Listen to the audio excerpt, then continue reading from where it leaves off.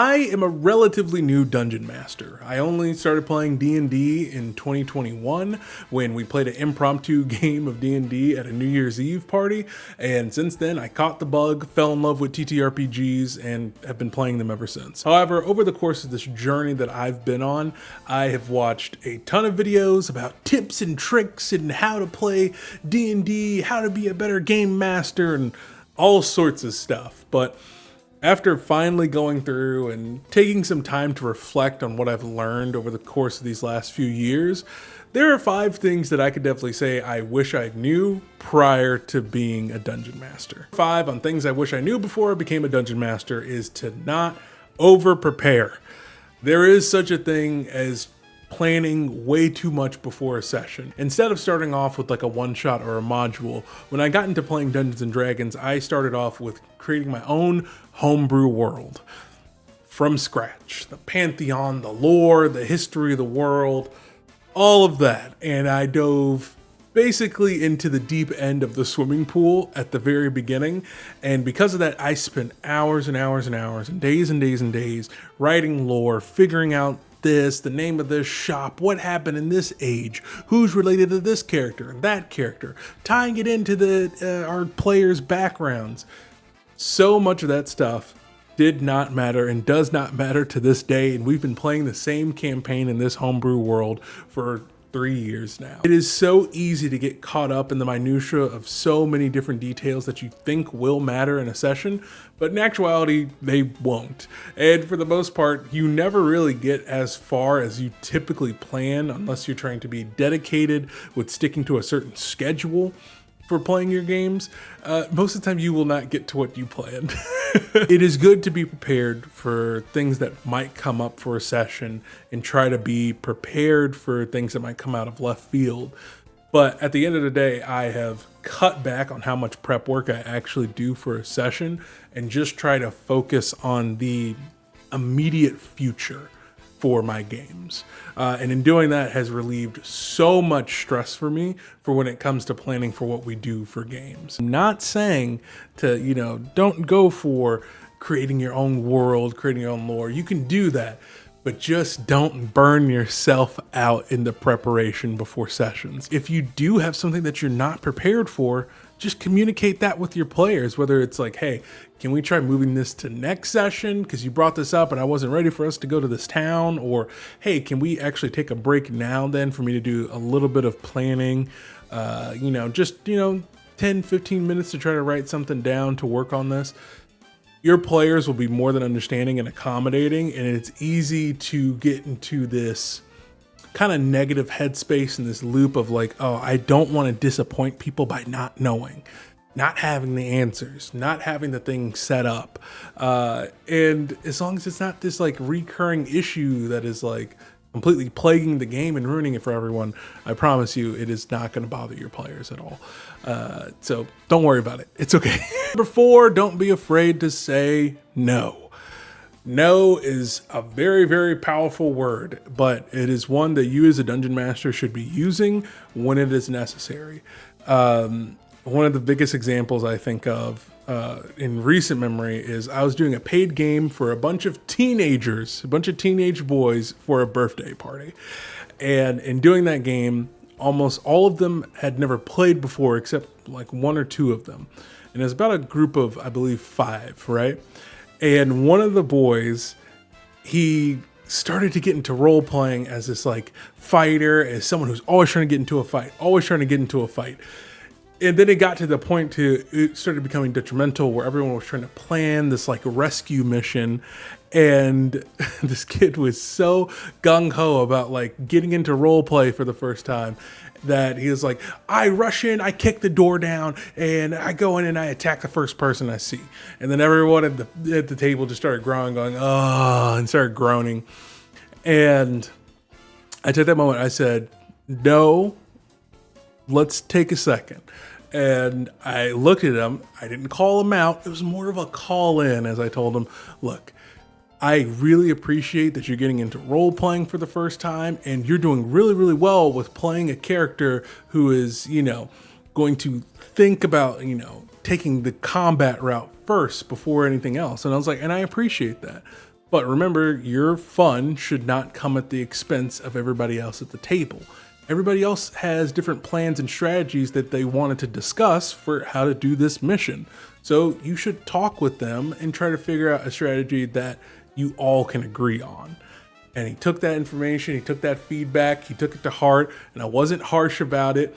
They executed a new plan. It worked out great. And he had this beautiful role-playing moment later on where he was the first person to suggest that they try to do a stealthy route first and kind of split up the team and do this ambush on the big bad evil guy. And it was like this cool moment where everyone's like, yes, his character grew. But also in that moment, he grew as a player because I told him no. And I asked him to listen to everyone else at the table. There are plenty other scenarios that go beyond that. We're just telling people no, like, hey, I'm not comfortable with this. We're not going to do this.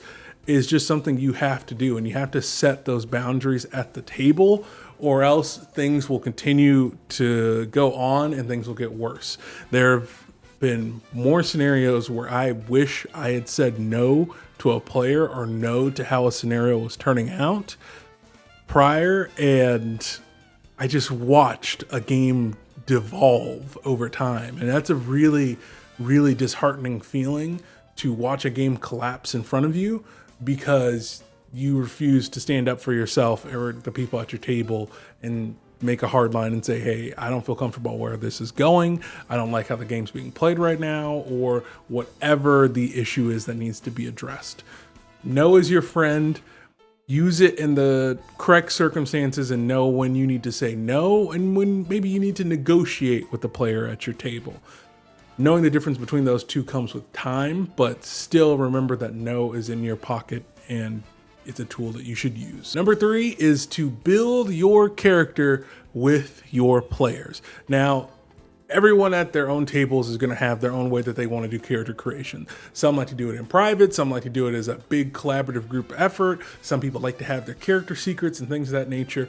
And that's perfectly fine. But in some way, shape, or form, you should, as a dungeon master, be involved in your player's character creation process.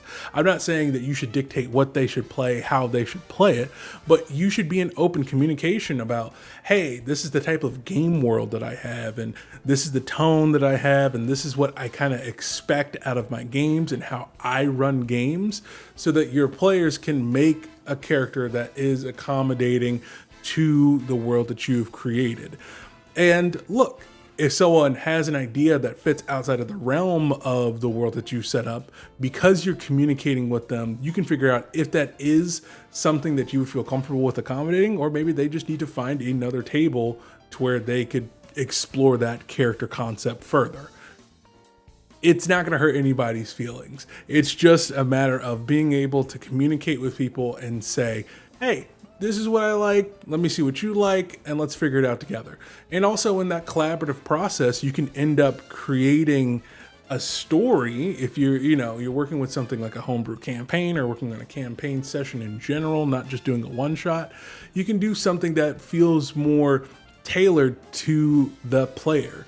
And you also don't run into these scenarios where there's this like clash between you and your player on what you expect out of them when it comes to playing the game, or what they're expecting out of you when it comes to delivering a story.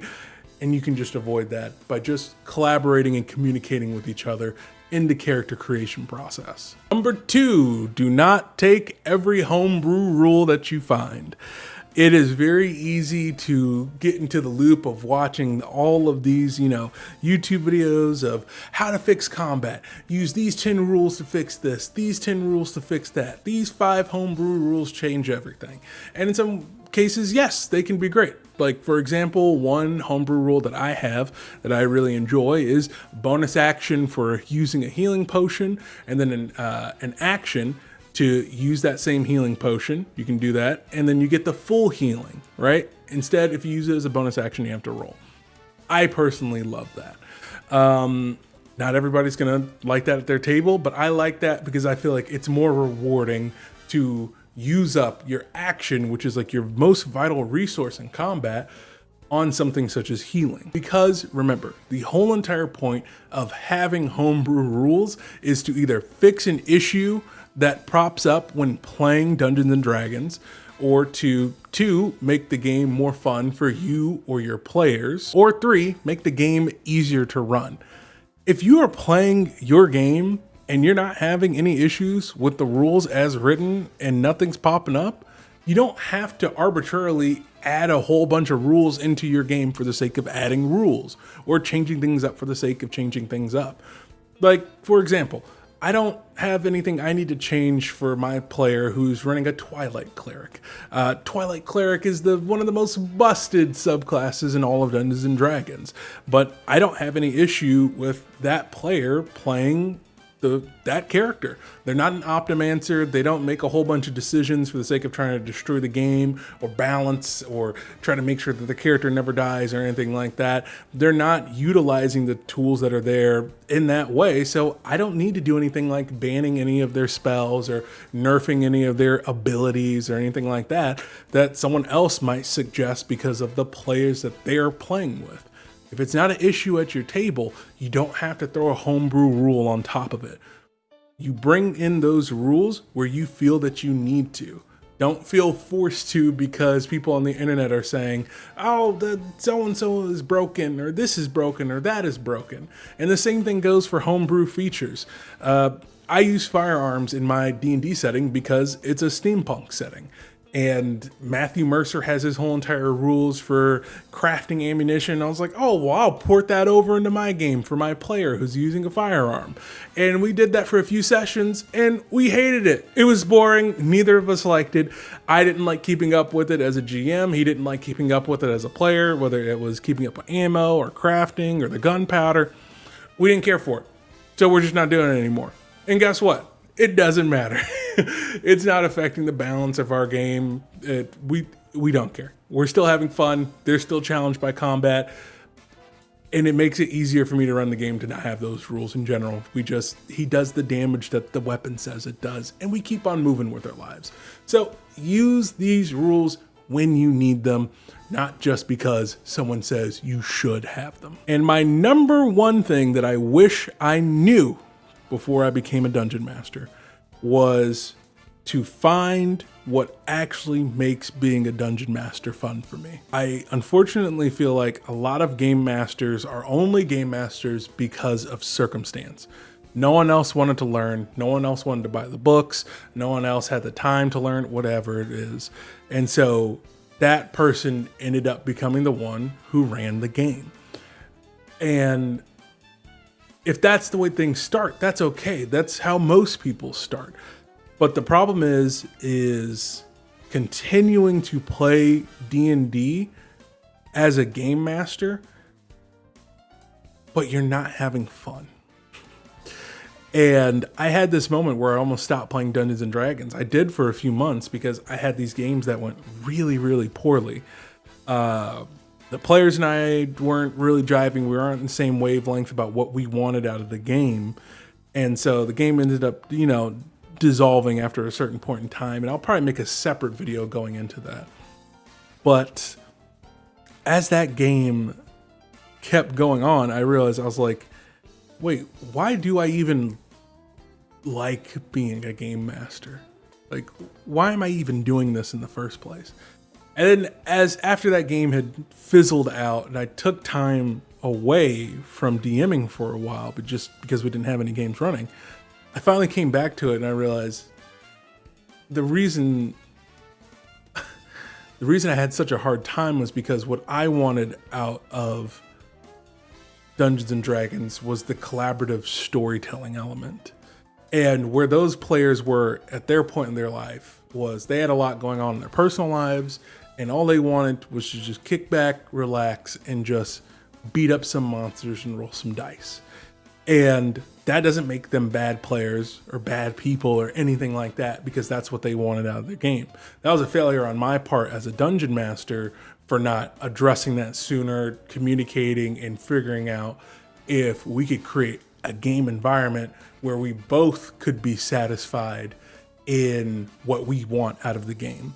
But now that I know what I want as a game master out of my games, and now that I know what brings me joy when I actually run a game, I know that up front, that's what I'm going to be presenting to people who want to play with me, and let them know what my expectations are, what brings me joy when I play. And that's what's going to keep me being a game master for forever and ever and ever, because I know that it's actually what I enjoy. And that's the crucial part, is if you're searching through and you're trying to find something, any reason for why you like GMing and you can't find one, maybe it's not your calling, and that's okay. And it's not in the sense of like it's a skill issue or anything like that, but genuinely, if you do not find being a dungeon master or a game master fun, it is not worth doing. No Dungeons and Dragons is better than bad Dungeons and Dragons, and there is nothing more heartbreaking than being in a game and being a part of a hobby that normally should be bringing you so much joy, but it doesn't, because the very role that you're playing is not fulfilling. So don't do it. I'm serious. Like, genuinely search if this is what you want to do. And if it's not, you need to have a heart to heart with your players, and you need to have a heart to heart with them about like, hey, we might need to, rotate out, or maybe we just do shorter games or only one shots, or something needs to change in order for us to continue as a group. But right now, this is not working for me.